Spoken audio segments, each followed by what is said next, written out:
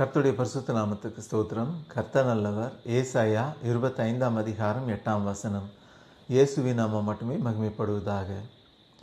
அவர் மரணத்தை ஜெயமாக விழுங்குவார். கர்த்தராகிய தேவன் எல்லா முகங்களிலும் இருந்து கண்ணீரை துடைத்து தமது ஜனத்தின் நிந்தையை பூமியில் இராத படிக்கு முற்றிலும் நீக்கி விடுவார். கர்த்தரே இதை சொன்னார். அவர் மரணத்தை ஜெயமாக விழுங்குவார்.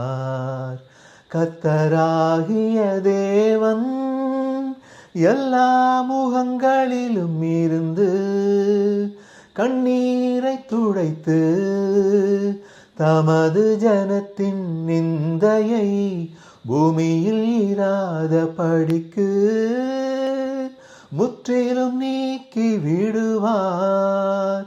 கர்த்தரே இதை சொன்னார். கர்த்தர் நல்லவர்.